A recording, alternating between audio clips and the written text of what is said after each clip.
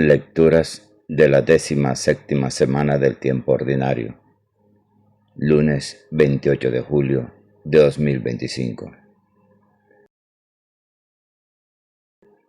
Por propia iniciativa el Padre nos engendró con la palabra de la verdad, para que seamos como una primicia de sus criaturas. Catholic Back. Reflexión y fe. Una puerta a la esperanza.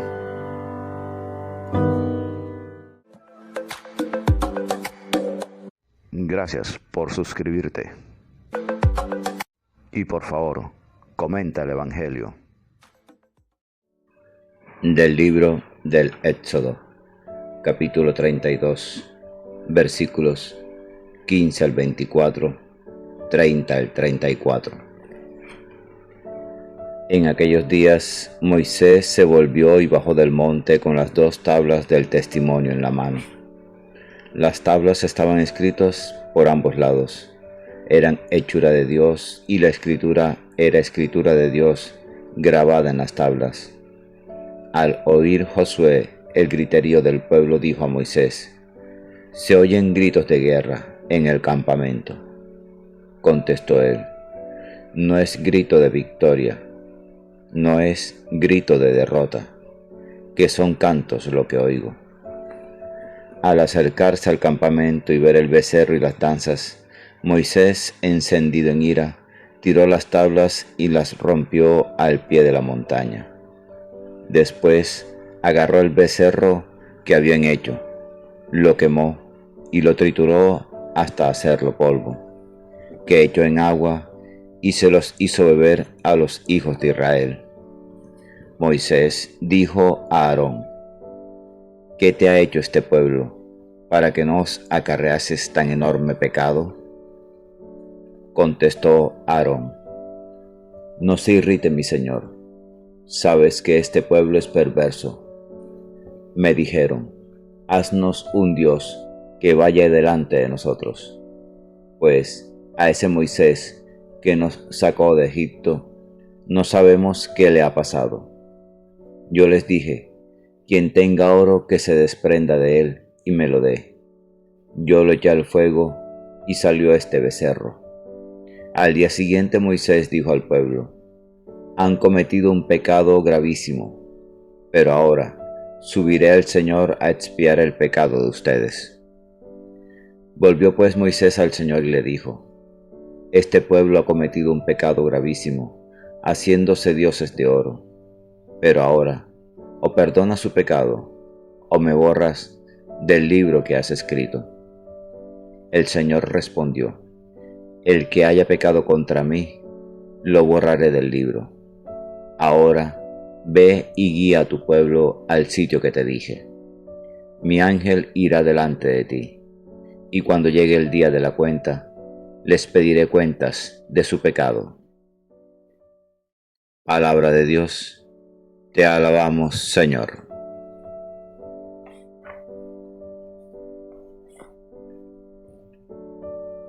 Salmo 105. Den gracias al Señor, porque es bueno. En Horeb se hicieron un becerro, adoraron un ídolo de fundición, cambiaron su gloria por la imagen de un toro que come hierba. Se olvidaron de Dios, su Salvador, que había hecho prodigios en Egipto, maravillas en la tierra de Canaán, portentos junto al mar Rojo. Dios hablaba ya de aniquilarlos, pero Moisés, su elegido, se puso en la brecha frente a él, para apartar su cólera del exterminio. Den gracias al Señor, porque es bueno.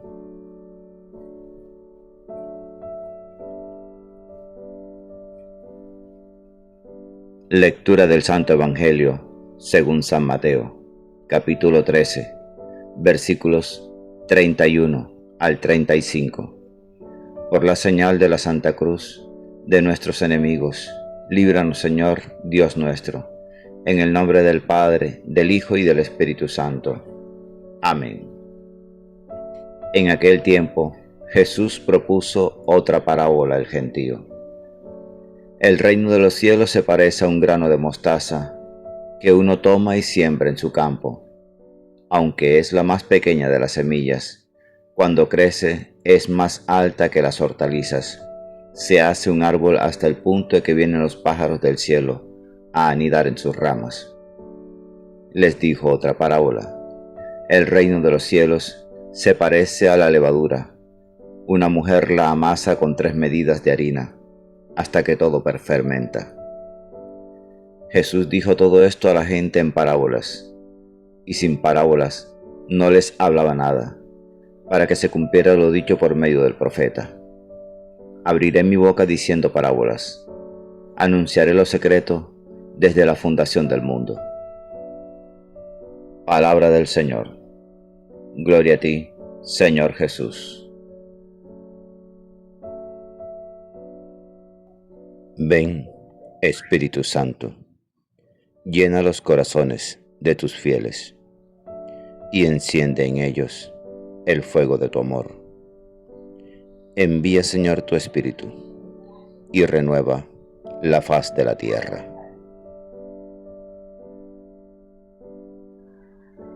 El Catecismo de la Iglesia Católica nos enseña respecto a las tablas de Moisés en los numerales 2056 al 2059 lo siguiente. La palabra decálogo significa literalmente 10 palabras. Estas 10 palabras Dios las reveló a su pueblo en la montaña santa. Las escribió con su dedo, a diferencia de los otros preceptos escritos por Moisés. Constituyen palabras de Dios en un sentido eminente. Son transmitidas en los libros del Éxodo y del Deuteronomio. Ya en el Antiguo Testamento, los libros santos hablan de las 10 palabras, pero su pleno sentido será revelado en la nueva alianza en Jesucristo. El Decálogo se comprende ante todo cuando se lee en el contexto del Éxodo, que es el gran acontecimiento liberador de Dios en el centro de la antigua alianza. Las 10 palabras, bien sean formuladas como preceptos negativos, prohibiciones, o bien como mandamientos positivos, como honra a tu padre y a tu madre, indican las condiciones de una vida liberadora de la esclavitud del pecado. El Decálogo es un camino de vida. Esta fuerza liberadora del Decálogo aparece, por ejemplo, en el mandamiento del descanso del sábado, destinado también a los extranjeros y a los esclavos. Las 10 palabras resumen y proclaman la ley de Dios. Estas palabras dijo el Señor a toda vuestra asamblea en la montaña, de en medio del fuego, la nube y la densa niebla, con voz potente, y nada más añadió. Luego las escribió en 2 tablas de piedra, y me las entregó a mí. Deuteronomio capítulo 5, versículo 22. Por eso, estas 2 tablas son llamadas el testimonio, pues contienen las cláusulas de la alianza establecida entre Dios y su pueblo. Estas tablas del testimonio se debían depositar en el arca. Las 10 palabras son pronunciadas por Dios dentro de una teofanía. El Señor os habló cara a cara en la montaña, en medio del fuego. Pertenecen a la revelación que Dios hace de sí mismo y de su gloria. El don de los mandamientos es don de Dios y de su santa voluntad. Dando a conocer su voluntad, Dios se revela a su pueblo. Hasta entonces, las parábolas del sembrador y de la maleza presentaban el reino de Dios como una corriente de vida que atraviesa el mundo. Ahora, con la parábola del grano de mostaza, Jesús nos muestra que el reino de Dios debe ser una señal, algo muy notable en el mundo. Una corriente espiritual, lo mismo que una aspiración cultural o un movimiento de arte, necesita concretarse en una o varias instituciones que le dan un cuerpo, o sea, una existencia más clara, más visible, más eficaz, más en el camino de Dios. Es así como el reino de Dios necesita ser representado por una institución o una religión. Jesús, por su parte, va a usar la palabra iglesia, o sea, asamblea de los elegidos. Esta iglesia de Jesús debe responder a dos exigencias opuestas. Por una parte, será cosa bien visible en el mundo, como el árbol que hospeda a los pájaros. Por otra parte, se mezclará íntimamente con la masa humana, sin que los creyentes se aparten de los que no creen, pues ellos son la levadura del mundo. Jesús no se conforma con una iglesia invisible, o sea, una fraternidad sentimental, o una comunión de los espíritus de todos aquellos que por todas partes del mundo creen en Él. Se necesita un árbol grande. En otro lugar Jesús dice, una ciudad edificada en lo alto de la montaña, en que todos reconozcan que la semilla era buena y llena de vida.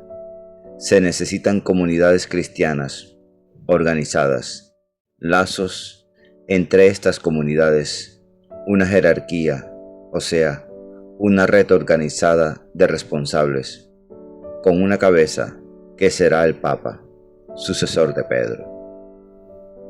Pero también es necesario que los creyentes no se encierren en sus capillas, que no dediquen toda su atención a las actividades propias de su iglesia, sino que reserven buena parte de sus energías para actuar en el mundo junto con todos los demás hombres de buena voluntad, trabajando en todas las tareas de la promoción humana. Que no piensen primero en una iglesia sin antes pensar en Dios, y que no piensen en Dios sin haber pensado en la iglesia, porque uno y otro son necesarios para alcanzar lo que Dios quiere para nosotros, nuestra salvación.